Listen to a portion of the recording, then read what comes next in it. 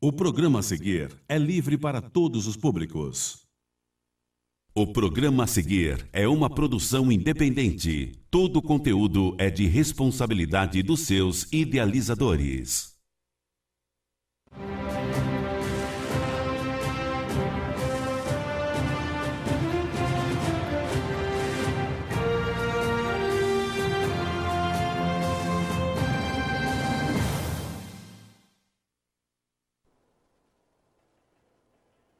Muito boa tarde, senhoras e senhores. Começando mais um Defenda PM, programa da Associação dos Oficiais Militares do Estado de São Paulo em defesa da Polícia Militar. Hoje, mais uma vez, na companhia do Coronel Ernesto Puglia Neto, que é o secretário executivo da Defenda, e a convidada de hoje é a Coronel Eliane Nicolucci, comandante do policiamento no Vale do Ribeira, Litoral Norte. A entrevista é com ela. Esperamos perguntas de todos pelo Facebook. O Coronel Ernesto está aqui monitorando e vamos conversar com a Coronel mais tarde. Sejam bem-vindos.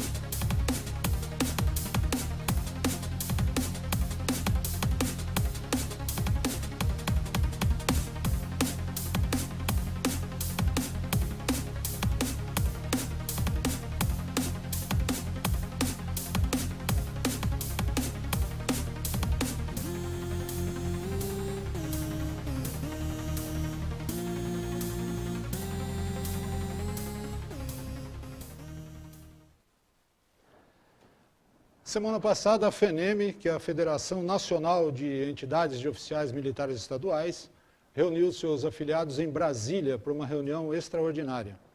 A Defenda, que é uma das duas associações aqui de São Paulo, a outra é a AUMESP, a antiga Associação dos Oficiais da Reserva, participa da FENEM, é filiada e esteve lá na reunião. Dirigentes de entidades de oficiais militares de todo o Brasil estiveram em Brasília na semana passada, participando da reunião ordinária da FENEM. Eles discutiram as estratégias da entidade tanto no Executivo Federal como no Congresso Nacional, analisaram as ações da FENEM que tramitam nos tribunais superiores, na Procuradoria-Geral da República e no Conselho Nacional do Ministério Público e definiram a estratégia para as eleições deste ano, visando ao aumento da bancada dos parlamentares militares. Estiveram presentes e se manifestaram o Major Olímpio e o Capitão Augusto, deputados por São Paulo, e o Comandante-Geral da Polícia Militar do Distrito Federal, Coronel Marcos Antônio Nunes de Oliveira, atual presidente do Conselho Nacional de Comandantes Gerais. O presidente da Defenda, o Coronel Elias Miller da Silva, participa da diretoria da FENEM como diretor de assuntos legislativos. Nessa reunião, os dirigentes das entidades definiram o lema para a campanha eleitoral deste ano. E nós vamos falar sempre dessa campanha aqui. Militar faz campanha e vota em militar. Estão abertas as inscrições para o 7º Encontro de Oficiais Militares Estaduais, que será realizado a semana que vem agora em Florianópolis, com organização da ACORS, Associação dos Oficiais Militares de Santa Catarina. No primeiro dia, o presidente da Defenda, Coronel Elias Miller da Silva, e o presidente da FENEM, Coronel Marlon Jorge Tesa, falarão sobre o panorama político institucional.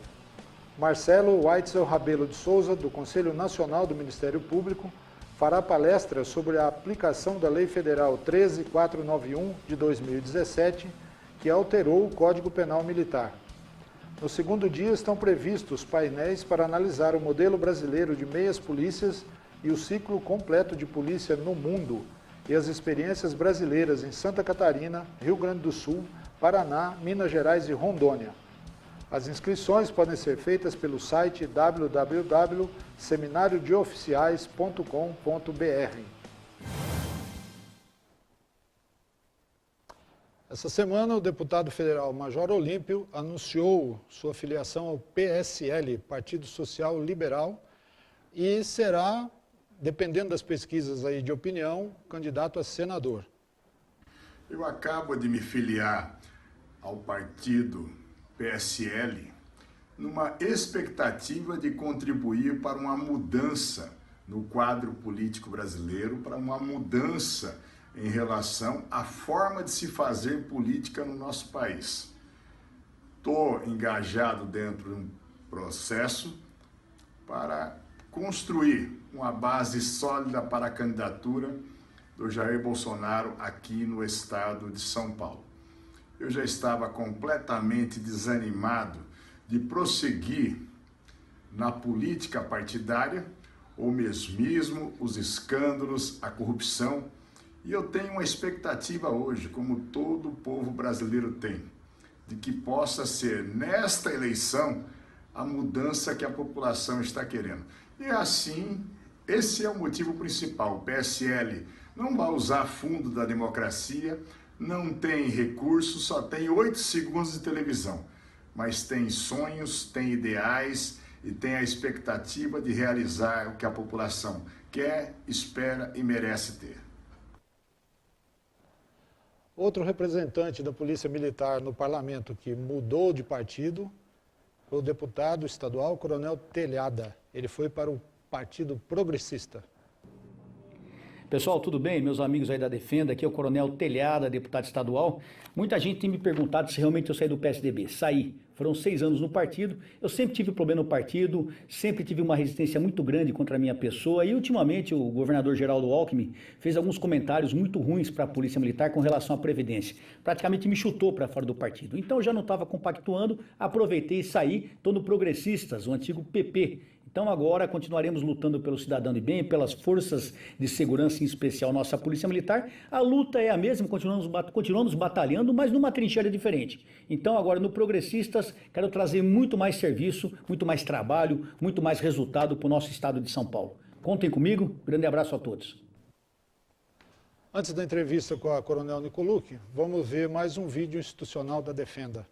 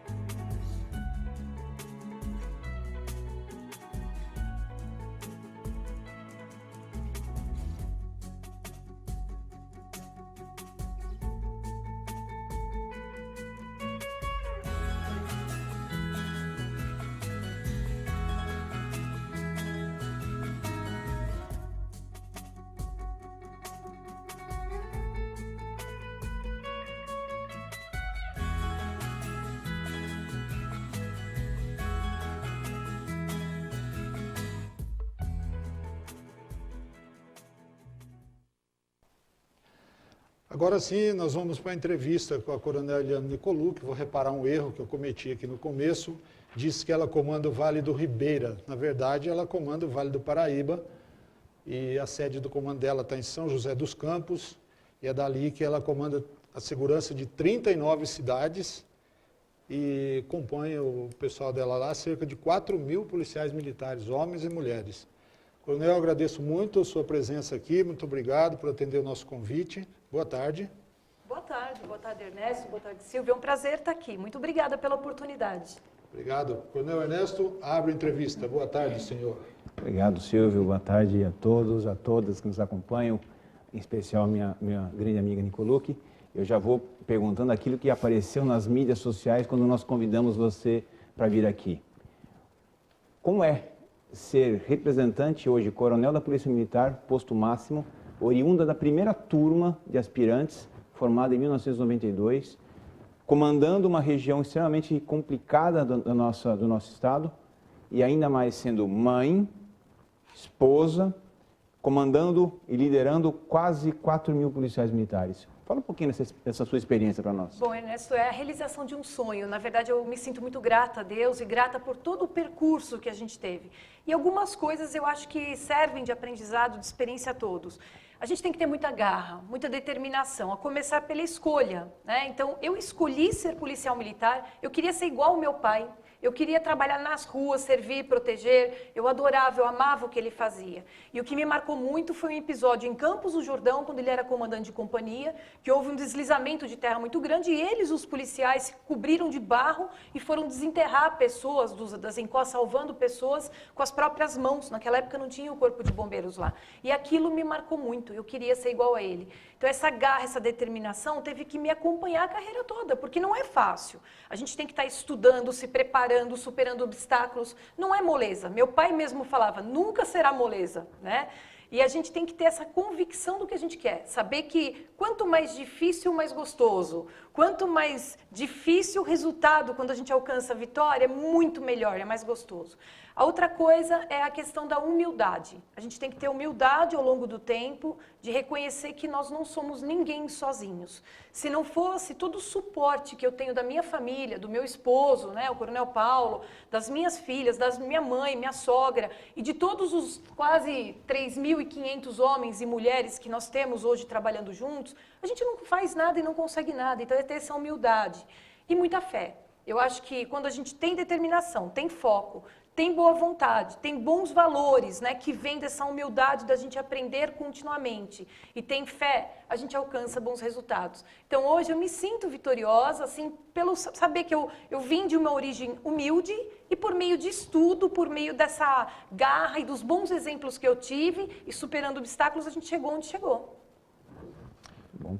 Como é o seu relacionamento, o relacionamento do pessoal do seu CPI com a sociedade ali do Vale e do litoral que a senhora comanda? Olha, é muito bom, muito intenso, porque dentro desse pensamento de humildade, de juntar forças, uma experiência que eu tive muito forte foi na Defesa Civil, de aprender que juntos nós somos mais fortes. Tem até uma imagem que eu gostaria, se pudessem colocar, que é o que pauta muito minha forma de liderança, que é exatamente uma visão dos níveis de controle social que constroem uma segurança pública, né?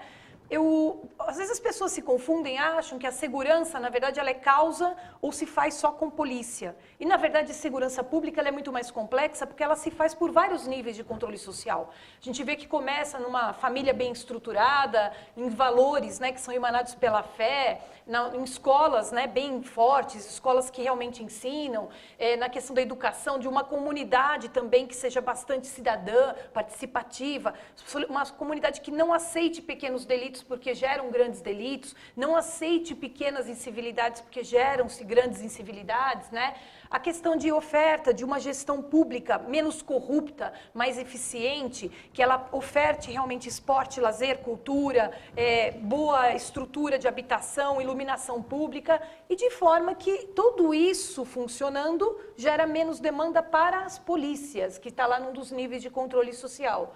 E depois da polícia, a gente tem que lembrar ainda que tem o Ministério Público, o Poder Judiciário, que vão imputar a pena, né? A penalização ao infrator da lei, e o sistema prisional, que tem como objetivo reeducar esse infrator da lei de volta à comunidade. Então veja como é complexo e veja que segurança pública não se constrói sozinho, não é só a polícia. Na verdade é uma união de esforços de várias áreas de gestão e nesse aspecto é o que tem pautado minha forma de liderar lá. Aproximação forte com municípios, aproximação forte com outras secretarias e essa visão de que o policial é parte de um todo e que esse todo tem que pensar segurança pública junto.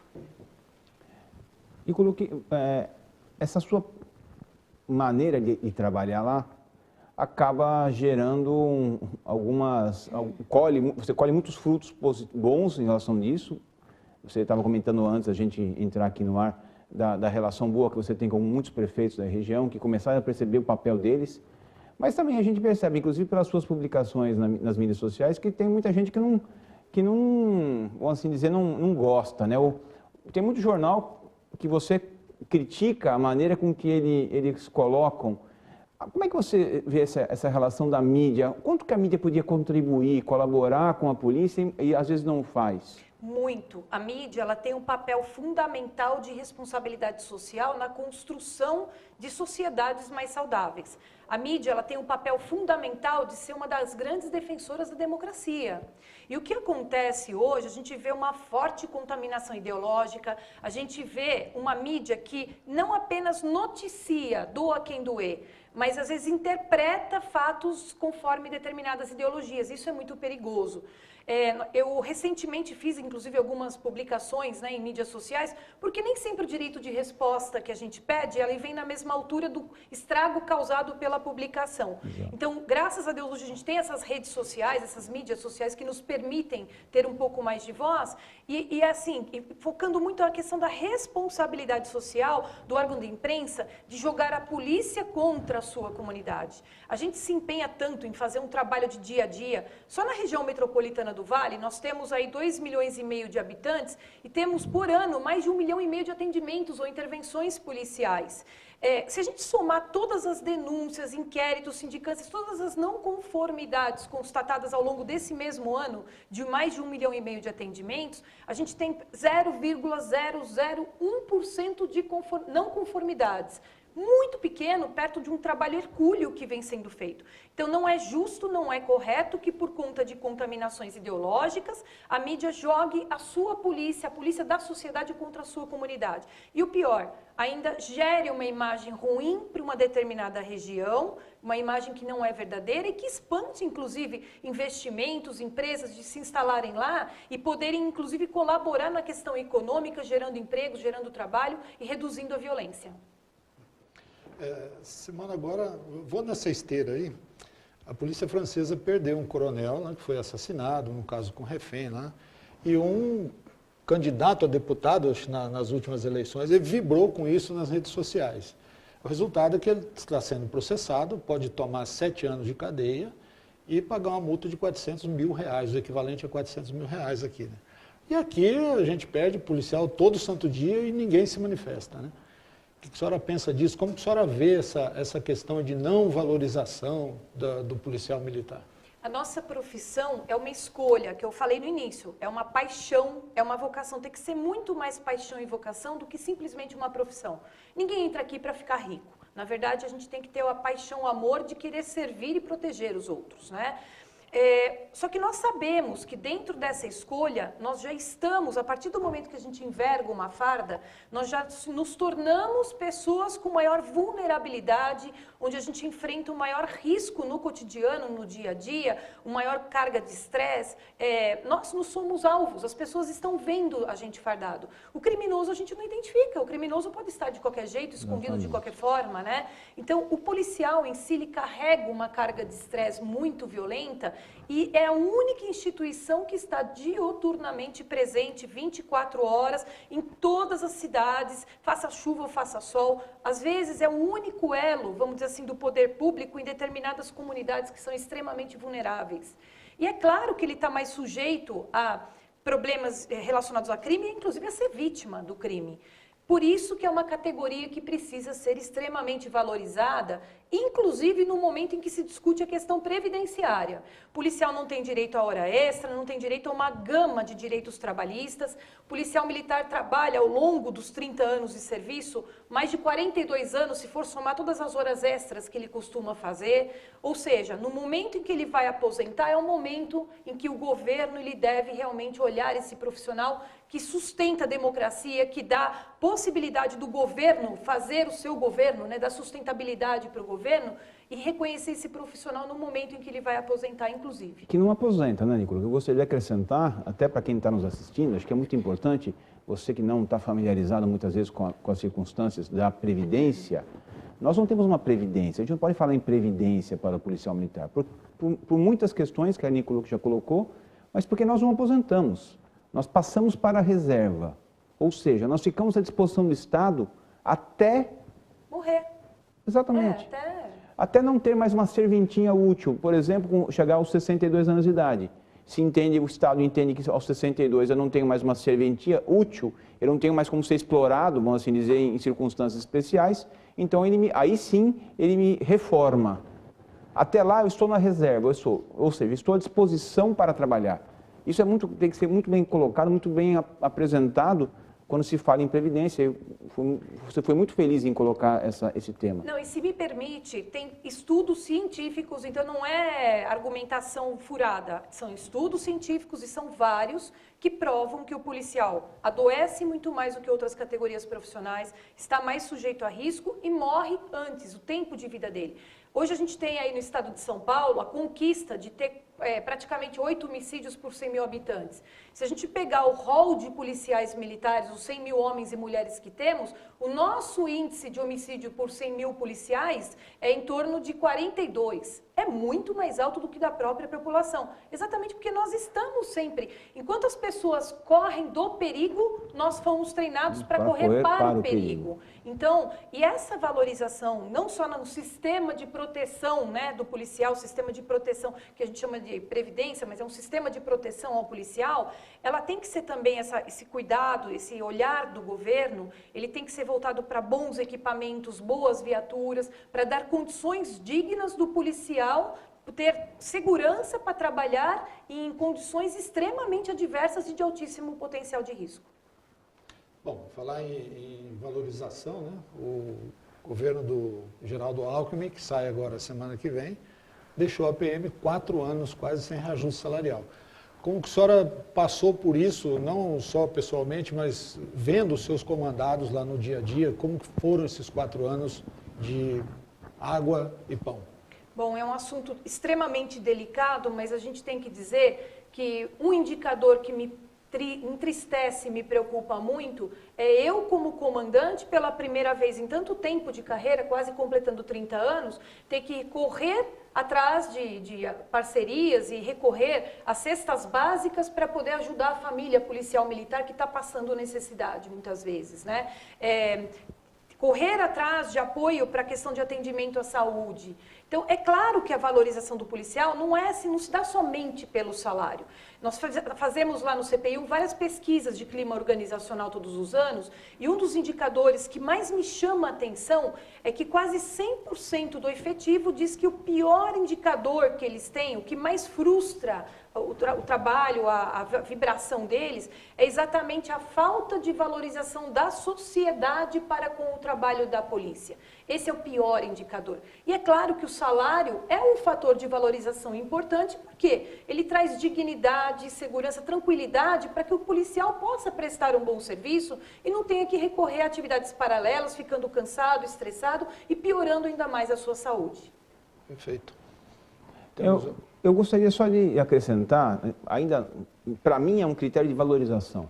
Hoje, foi muito bem colocado pelo Silvio, a semana que vem discutiremos termos circunstanciado lá na reunião que vai acontecer em Santa Catarina, no seminário que vai acontecer em Santa Catarina. E o termo circunstanciado de ocorrência é algo que aqui em São Paulo já deveria ter sido aplicado, porque está na lei, você, cidadão, já falamos isso no primeiro programa, está na lei e nós não temos isso observado para o policial militar, ou seja, o policial militar não pode realizar o termo circunstanciado de ocorrência por uma questão de uma portaria interna. Quanto isso atrapalha para você como comandante de uma região com 39 municípios? Olha, eu sonho com um dia em que eu possa ver polícia plena, polícia um pouco menos desatada, polícia que possa aproveitar mais o seu tempo para estar voltado ao cidadão, ao atendimento do cidadão. Hoje, o nosso sistema de segurança ele é altamente burocrático. A gente perde muito tempo fazendo papelada. Vamos lá. A Lei 9.099 já nos permite fazer o TCO, o termo circunstanciado. Hoje, por uma normatização interna, isso não é possível. Eu fiz um levantamento... Interna da Secretaria de Segurança Pública, Sim. Não da Polícia Militar, é importante dizer isso. Sim, eu fiz um levantamento do tempo de permanência em delegacias, né, de 2014 até hoje, né? E a gente nota que mesmo com o advento da Resolução 57, não houve um ganho muito expressivo na questão da redução do tempo de permanência das viaturas em delegacia, né? Então, claro que a adoção de um termo circunstanciado, de forma que o policial já possa efetuar o registro e já resolver o problema no próprio local da ocorrência, traz um ganho enorme. E essa experiência já se mostra favorável em todos os países do mundo, praticamente, né? Que inclusive são polícias de ciclo completo, todos, né? Exceto 3 países no mundo: Brasil, Cabo Verde e República Guiné-Bissau. Todos os demais. Então tem algo errado. O nosso modelo está obsoleto, está errado. Um modelo que foi implantado na época da vinda de Portugal para cá. O próprio Portugal já mudou seu modelo, né? E a gente insiste em manter um sistema de segurança extremamente burocrático e obsoleto. Então eu não tenho dúvidas de que dotar a polícia, né, de condições de ser menos burocrática e mais efetiva naquilo que é a sua finalidade, que é o policiamento preventivo, né? Cuidar realmente da hora de estar junto da comunidade, ser polícia comunitária, vai ser um ganho enorme para todos. Perfeito. O tempo nosso está indo embora, né? Eu gostaria de saber o que a senhora espera do próximo governo. Não esse governo do Márcio França, que vai assumir agora, porque vai ser um governo tampão, né? Mas do próximo, que nós vamos eleger em outubro.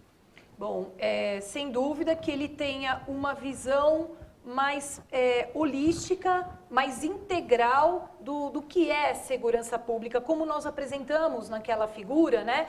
E que se entenda de uma vez por todas que segurança pública não é só problema de polícia, que tem que ser construída de forma integral, se conversando entre várias áreas de gestão. Então, quando se toma algumas decisões, por exemplo, na questão de habitação, de criação de novos bairros, de construção de mais de 2, 3 mil casas num determinado local, isso também tem que ser avaliado, analisado sob a ótica da segurança pública. Qual é o impacto que isso irá trazer para a segurança pública naquela região? E já pensar os recursos, os ativos operacionais dimensionados para essa nova realidade. Então, a valorização do policial, né, a valorização das categorias dos policiais, civis, militares, técnicos científicos, a desburocratização desse modelo, que é extremamente importante. O ganho é imediato e quase sem custo. É quase sem custo, é um ganho imediato. Desburocratizar, mudar o modelo de segurança pública, desburocratizar. E ter esse olhar integral em relação ao que é segurança pública, se nós queremos resultados. Bom, eu vou ter que encerrar a entrevista aqui, porque o nosso tempo está esgotado. Mas dizer para você que as perguntas podem ser enviadas aqui pelo Facebook da Defenda, a gente vai passar para o Coronel pode responder isso mais tarde para cada um aí pelas redes sociais. Muito obrigado pela sua presença, por ter vindo aqui conversar um pouquinho, esclarecer o que a gente tem de dúvida, eu tenho de dúvida, Ernesto não tem, mas para informar melhor a quem nos assiste, né? Boa tarde, obrigado. Vamos encerrar o programa de hoje com um depoimento do apresentador Otávio Mesquita. Olá, meus amigos da Polícia Militar, quero mandar um abraço para todos vocês, dizer que estou sempre aqui a PQRV. TKS pelo convite de poder falar aqui para vocês. Rapidamente, um dos sonhos que eu tinha quando era criança era ser policial, mas ele foi cortado pela minha mãe, que achava, né, como a mãe de vocês deve achar, que ser policial sempre é um risco de vida, né? Por isso que eu, independente do que vocês fazem, eu respeito muito o trabalho de todos vocês. Não é fácil hoje em dia ser policial. Eu talvez seja um dos apresentadores que mais fez diversas reportagens da PM ao longo desses 30 anos fazendo televisão.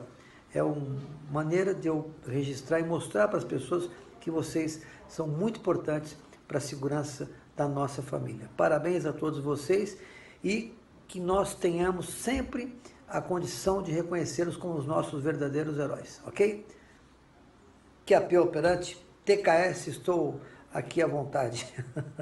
QSL total. Tchau. Obrigado, Otávio Mesquita.